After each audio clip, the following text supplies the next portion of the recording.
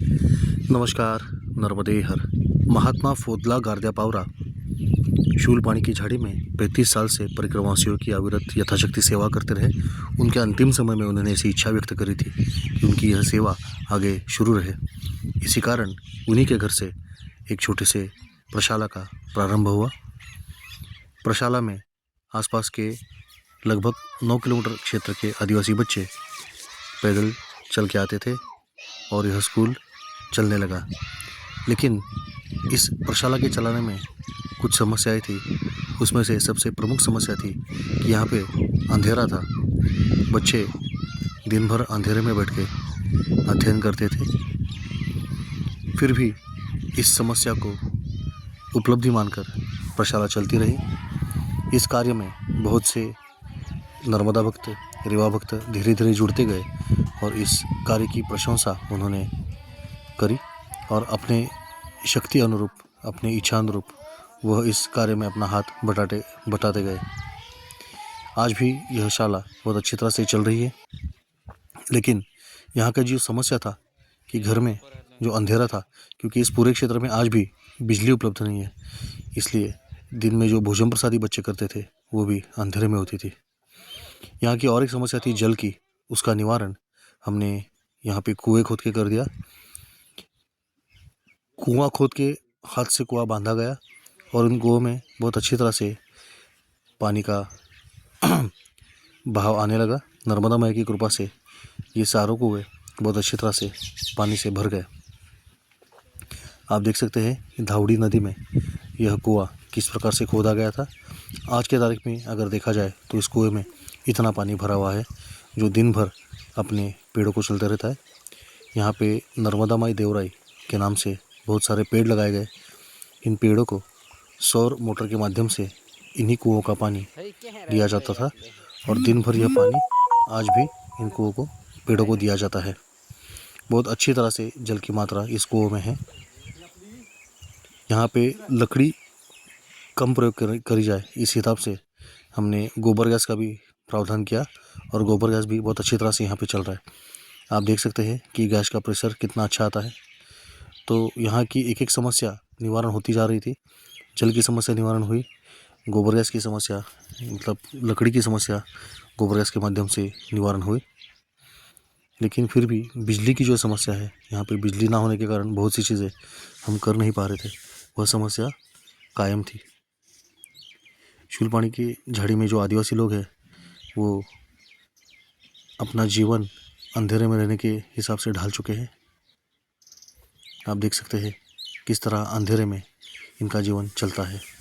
नर्मदा माई देवराई के माध्यम से जब यहाँ पे बहुत से प्रकल्प शुरू हो गए तो इनके जीवन में धीरे धीरे उजाला आना चालू हो गया, ऐसा यहाँ के आदिवासी बंधुओं का मानना है। यहाँ पे श्री नर्मदा माई देवराई के नाम से जो निर्वनीकरण हुआ था, उसका उपाय पुनर्वनीकरण के माध्यम से आदिवासी बंधुओं ने करना चालू किया और स्वयं बड़ी मेहनत करके उन्होंने पूरे क्षेत्र में बहुत से पेड़ लगाए। उनको पानी देने की व्यवस्था पहले से हो चुकी थी। इसी माध्यम में हमारे साथ जुड़ गए संजय जी पटेल, जो आनंद के थे, और उन्होंने पूरे आनंद में घूम घूम के हमारी समस्याओं के निवारण करने के अनेक उपाय ढूंढ निकाले और उन्होंने उनका पूरा जीवन इस भाभरी आश्रम के उत्थान में समर्पित कर दिया है। इन्हीं के माध्यम से कुछ अच्छे लोग हमें मिलते गए, जिनमें से एक थे चंद्रेश भाई पांचाल, धीरज भाई पटेल। ये सब लोग हमें मिलते गए। इन सब के साथ काम करते करते हमें चंद्रेश भाई पांचाल ने विशेष रूप से भाभरी आश्रम में आके यहाँ की समस्याओं का अध्ययन करने की इच्छा व्यक्त की। वो स्वयं आए, उन्होंने भाभरी के आश्रम की पूर्ण अभ्यास किया और फिर उनको पता चला कि यहाँ पे कुछ करना है। तो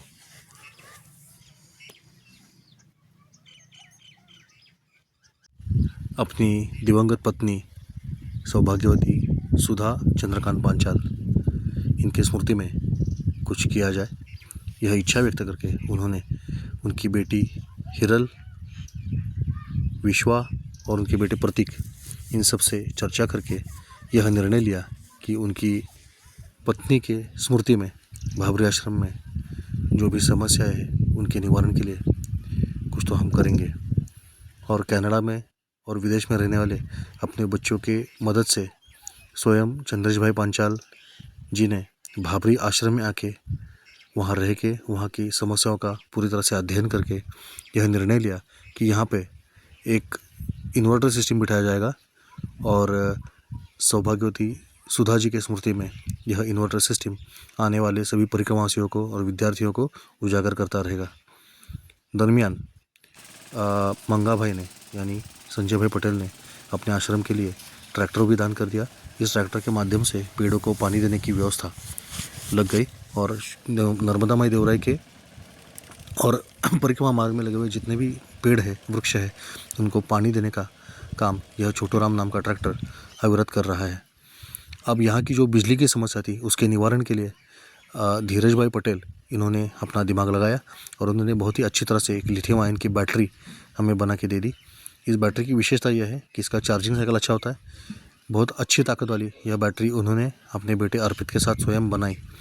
आकाश इलेक्ट्रॉनिक्स नाम की उनकी दुकान है आणंद में गुजरात में, वहाँ उन्होंने कड़ी मेहनत करके यह बैटरी बनाई। उसकी इन्वर्टर सिस्टम पूरी तरह से डिज़ाइन करी। उसके लिए उन्होंने भाबरी में आके पूरा अध्ययन किया और उन्होंने स्वयं डिज़ाइन किया कि यह सिस्टम कुछ ऐसी रहेगी जिसमें चक्की चलने वाला एक सिस्टम होगा और जब चक्की नहीं चलेगी तो बाकी के दिए चल सकते हैं। इस प्रकार की सिस्टम उन्होंने अपने हाथ से बनाई। उसका पूरा अभ्यास करके उन्होंने एक अच्छी तरह से इन्वर्टर्स में ले लिया। जो ढोर हमारे वापस नहीं आते उनको ढूंढने के लिए चंद्रेश भाई ने हमें एक बाइनोकुलर भी दे दिया। इस तरह से हमारी जो भी छोटी छोटी समस्याएं हैं उन सब का अध्ययन करके इन दोनों महात्माओं ने उस पर बहुत से हल ढूंढ के निकाले और हमें इसका समाधान भी दे दिया।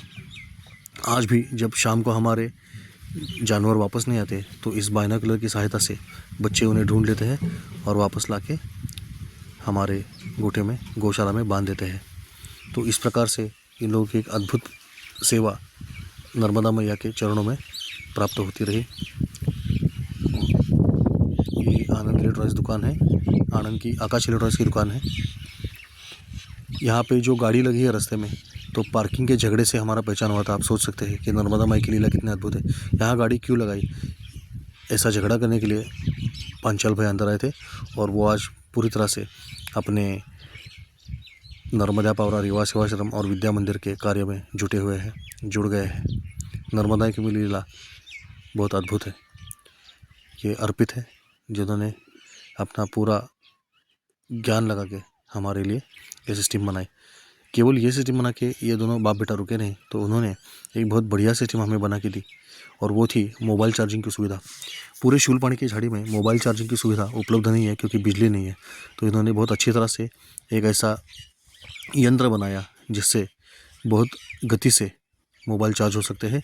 एक बोर्ड पे 4 मोबाइल चार्ज हो सकते हैं, ऐसी वो यंत्रणा है। लेकिन उसमें हमने बाद में बड़े बड़े पिन डाल दिए। यहाँ पे जो दिया लगता है तो परिक्रमावासियों को पढ़ाई करने के लिए या कुछ अध्ययन करने के लिए या कुछ वाचन करने के लिए, पाठांतर करने के लिए वो दिया काम में ला सकता है।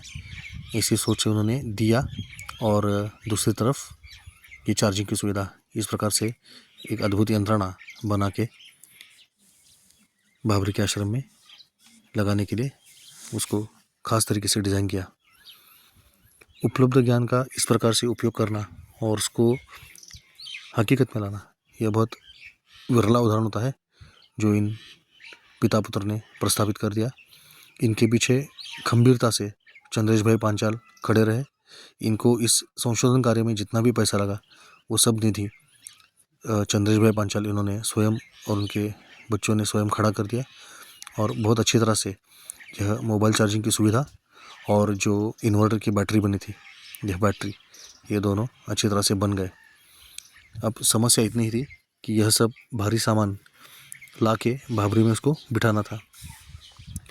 तो उसके लिए भी उन्होंने अलग अलग तरीके से अपनी बुद्धि लगाई और फिर एक दिन स्वयं अपने पूरे मित्रों के साथ आके उन्होंने भाबरी में यह सिस्टम लगाई। परिक्रमावासियों की समस्याओं का हल करने के लिए इन्होंने यह जो कष्ट लिए हैं इसका नर्मदा मैया के चरणों में अवश्य ही इसकी नोंद होगी। ये बहुत ही बड़ा कार्य उन्होंने किया। यहाँ आने के लिए आसान रास्ता नहीं है, गुजरात से आना पड़ता है, उसके बाद नाव में बैठ के आपको नर्मदा मैया को पार करना पड़ता है। यह पूरा सामान लेके नर्मदा मैया से नाव से उसको पार करके, और बहुत ही कठिन ऐसा यह सफ़र होता है। ये सफ़र जितना दिखता है उतना आसान नहीं है। इस सफ़र में अपने सारे मित्रों के साथ ये सब लोग आ गए। मंगा भाई ने, धीरज भाई ने, अर्पित ने और चंद्रेश भाई ने बड़ी मेहनत करके, मशक्क़त करके भाबरी आश्रम में सोलर सिस्टम खड़ी करी। बुधा भाई भी हमारे मदद में थे और इन सब लोगों ने मिलके बड़ी मेहनत से यहाँ पे आप देख सकते हैं गैल्वनाइज्ड एक फ्रेम बना के वो लाए स्ट्रक्चर, जिस पे सौर पैनल बैठ गए और इन सौर पैनल्स को वहाँ पे लगा के फिर सोलर सिस्टम चालू करी। दरमियान उन्होंने परिक्रमावासियों की दवाइयाँ वो भी साथ में लाई। उनके कुछ डॉक्टर मित्र थे, उनकी सहायता से उन्होंने काफ़ी सारी दवाइयाँ इकट्ठा करी, जिसमें पेट दुखी, बदन दर्द, सर दर्द, दस्त, ऐसे सब कॉमन प्रॉब्लम्स की सोल्यूशन थे। उस प्रकार की दवाइयाँ वो आश्रम में परिक्रमावासियों के लिए ले आए। इसके बाद आश्रम का जो बदलावा स्वरूप है वो आप देख सकते हैं। अब यहाँ पे मोबाइल चार्जिंग की सुविधा हो चुकी है।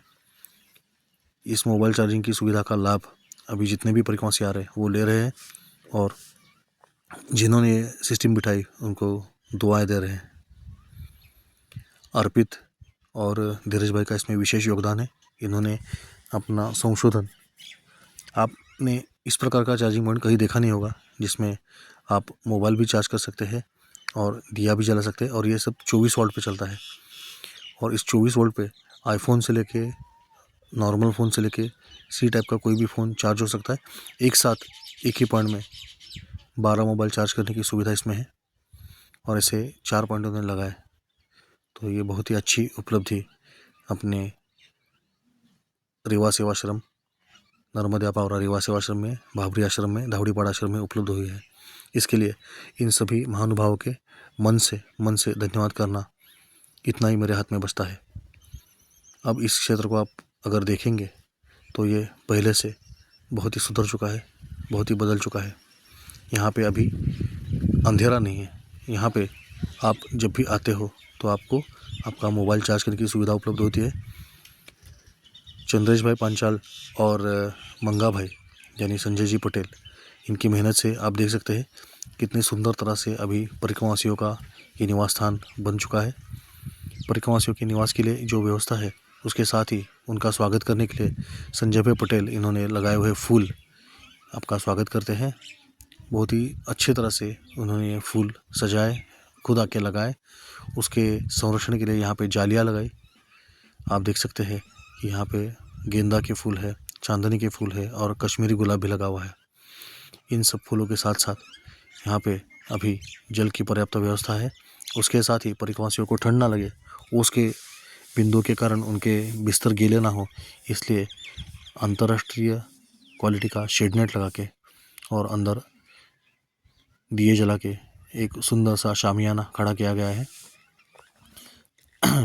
इसमें विशेष रूप से मैं उल्लेख करना चाहूँगा मुकेश जी जोशी पुणे के, जिन्होंने सौर लाइट लगा के इस समस्या का पहले ही समाधान कर दिया था। लेकिन अभी आपको ये जो दिख रहा है ये उजाला, उस सौर लाइट के अलावा अपने इन्वर्टर की जो दिए है उसका भी आप देख सकते हैं परिक्रमावासी कैसे उजाले में पूजा पाठ का आनंद ले रहे हैं। यहाँ पे भोजन प्रसादी बन रही है। गुजरात से आने वाले ये महेश भाई है, सभी लोग मिलके यहाँ आके सेवा करते हैं, परिक्रमावासियों के लिए खाना बनाते हैं और उनको बड़ी प्रेम पूर्वक खाना परोसते भी है। सेवा का जो आनंद है वो इन सबको प्राप्त हो रहा है नर्मदा मैया की कृपा से।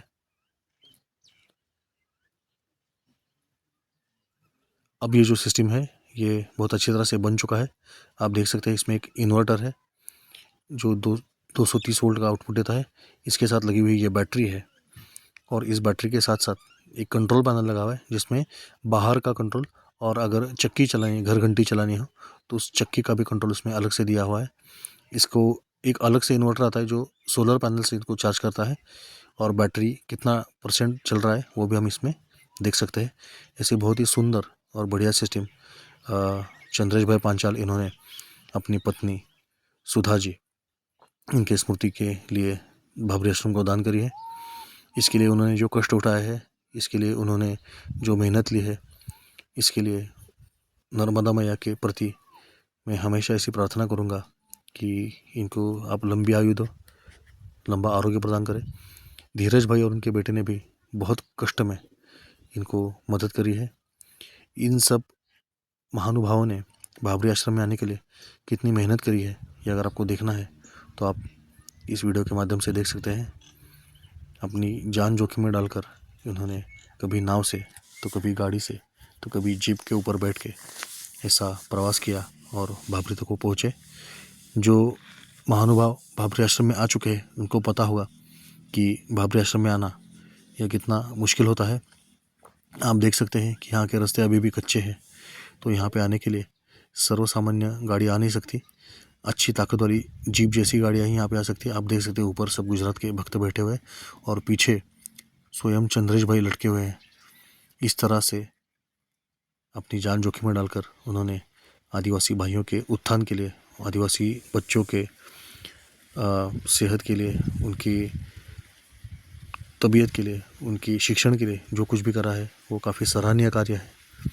मैं हमेशा नर्मदा मैया से प्रार्थना करूँगा कि इन सब महानुभावों को और इनके माध्यम से जुड़े हुए सभी लोगों को ऐसे ही सेवा का अवसर देती रहे और उनके ऐसे और भी बड़े बड़े कार्य भविष्य में नर्मदा खंड में अलग अलग आश्रमों में खड़े रहे। इन सब महानुभावों से मिलाने के लिए मैं श्री नर्मदा माई देवराई और श्री नर्मदा पावरा रेवा सेवाश्रम की तरफ से नर्मदा मैया की प्रार्थना करता हूँ। आप देख सकते हैं अब यहाँ के बच्चे पेड़ लगाते हैं, पेड़ों को पानी डालते हैं। यहाँ पे बच्चे अभी बीज लगा रहे हैं, कोई पेड़ों को पानी दे रहा है। यहाँ पे सामाजिक भवन का निर्माण भी हो रहा है और सबसे बड़ी उपलब्धि यह है कि नर्मदा मैया देवराई के जो भी पौधे हैं उन पौधों को अभी दिन रात पानी देने की व्यवस्था हो चुकी है। आप देख सकते हैं बहुत अच्छी तरह से यहाँ पे स्प्रिंकलर चल रहा है। तुषार सिंचन के माध्यम से नर्मदा माई देवराई के पौधे पानी पा रहे हैं। परिक्रमावासियों का स्वागत, उनकी थकावट दूर करने का काम गुजरात से आए हुए मंगा भाई ने लाए हुए फूल कर रहे हैं। इन फूलों का सुंदर सा दृश्य और यहाँ पे लगी औषधि वनस्पतियाँ इनके मन को सुकून पहुँचाती है। आप देख सकते हैं कितने सुंदरता से ये फूल आ चुके हैं। ये सिर्फ 15 दिन के फूल है, कुछ महीनों बाद ये चित्र और भी अच्छा दिखेगा। यहाँ पे आप देख सकते हैं कि पानी डालने की व्यवस्था इस ट्रैक्टर के माध्यम से हो चुकी है और परिक्रमावासियों की निवास व्यवस्था भी अच्छी तरह से बन चुकी है। आते ही उनके मोबाइल चार्ज करने के लिए काफ़ी सारे पॉइंट्स यहाँ पे लगे हुए हैं जिसमें रख के अपने मोबाइल वो चार्ज कर सकते हैं। विशेष रूप से मैं बताना चाहूँगा कि यहाँ पे जितनी भी चटाइयाँ, गद्दियाँ, ये सब आपको दिख रहा है, ये सब हमको हमारे जानी भाई ने दिया था, जो कि बहुत ही कम समय में हमारे साथ जुड़ गए और उन्होंने पूरे साल भर का अनाज हो या फिर गद्दियाँ हो, ये सब परिक्रमावासियों को देने के लिए बहुत हमको मदद करी। एकंदरित गुजरात के भक्तों ने इस आश्रम पे काफ़ी मेहनत ली है और आप देख सकते हैं कि मेधा सांगलीकर जी, इन्होंने दिया हुआ प्रोजेक्टर और लैपटॉप अभी लग चुका है और एप्सॉन का ये एक अंतर्राष्ट्रीय दर्जा का प्रोजेक्टर है जिस पे अभी बड़ी स्क्रीन पे बच्चे पढ़ाई पा सकते हैं। इस स्कूल के माध्यम से और इस सब कार्य के माध्यम से श्री फोदला गारद्या पावरा और उनकी पत्नी झांझली भाई पावरा, इन्होंने जो भी कड़ी मेहनत करी थी उसके फल धीरे धीरे प्राप्त हो रहे हैं। उनके बच्चों को माता पिता के आशीर्वाद से उनको ये सब प्राप्त हो रहा है और इस सब के पीछे सबसे बड़ा आशीर्वाद है नर्मदा मैया का। नर्मदे हर।